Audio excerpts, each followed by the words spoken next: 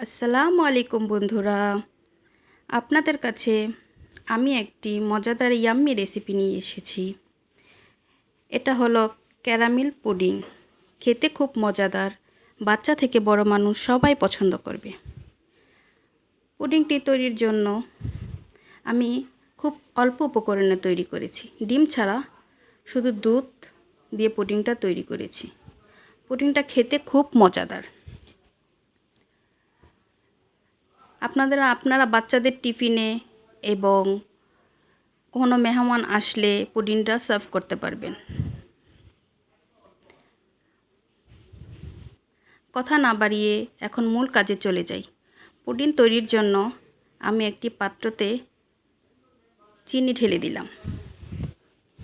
ক্যারামেলের জন্য চিনিটা আমি হাফ কাপ নিয়েছি। ক্যারামেল তৈরির জন্য অল্প কিছু পানি দিয়ে দিলাম। পানিটা দেওয়ার কারণ হলো শুধু চিনিতেও ক্যারামেলটা বানানো যেত, কিন্তু কিছুটা সময় লাগতো। পানিটা দেওয়ার কারণ তাড়াতাড়ি হয়ে যাবে। দেখুন কিছুটা কালার এসে পড়েছে ক্যারামেলের ভেতর। এখন আমি হাত দিয়ে নেড়ে দেব।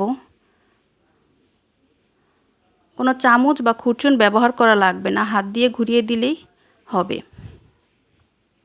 দেখুন কিছুটা কালার এসে পড়েছে। আমি আর কিছুক্ষণ অপেক্ষা করব কালারটা একটু ডার্ক হওয়ার জন্য।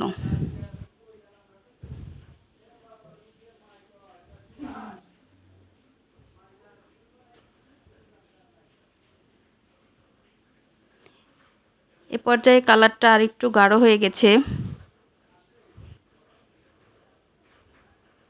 আমি আর একটু নেড়ে চেড়ে দেব।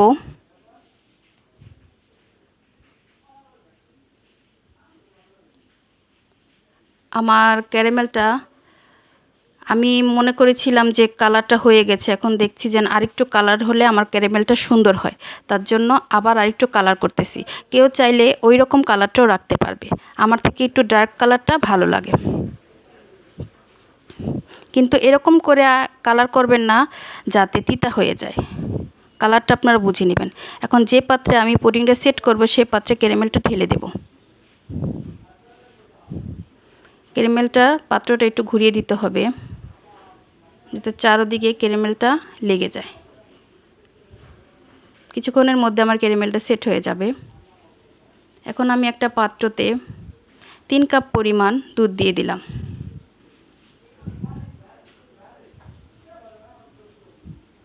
চুলার আঁচটা নিবানো ছিল আমার, এখন চুলার আঁচটা ধরিয়ে দিচ্ছি।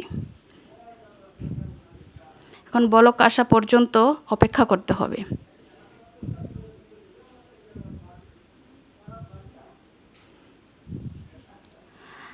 আমার চ্যানেলটা যদি আপনারা প্রথম থাকেন কিংবা আমার চ্যানেলটা যদি আপনাদের ভালো লেগে থাকে, তাহলে লাইক কমেন্ট শেয়ার করতে ভুলবেন না। পাশে থাকা বেল আইকনটি ক্লিক করে দিবেন।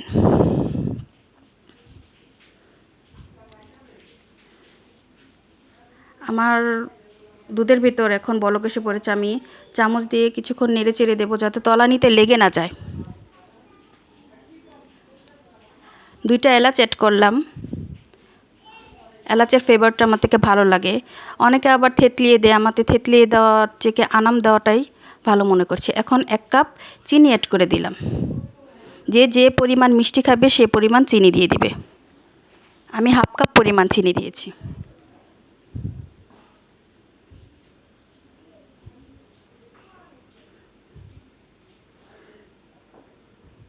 এ পর্যায়ে আবার দুধটা নেড়ে চেড়ে দিলাম। এলাচ দুটো আমি এখন উঠিয়ে দিলাম।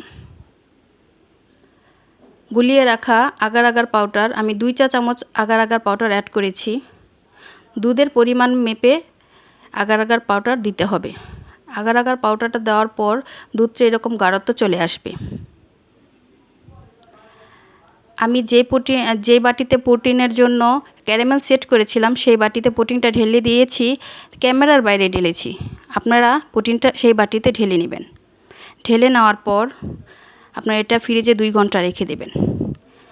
ফ্রিজ থেকে 2 ঘন্টা হয়ে গেছে, আমি এখন বের করছি।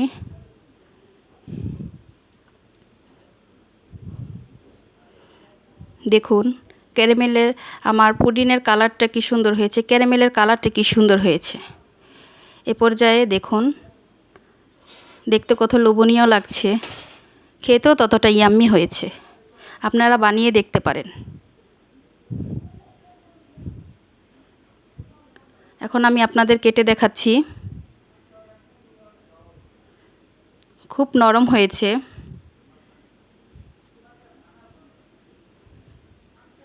আপনারা ছুরির সাহায্যে কেটে নেবেন।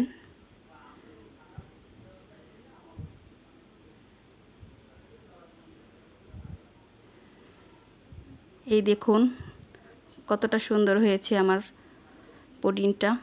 এভাবে আপনারা তৈরি করবেন। আমারটা যদি ভালো লেগে থাকে ভিডিওটা, আবার আমার ভিডিওটা সাবস্ক্রাইব করে দিবেন।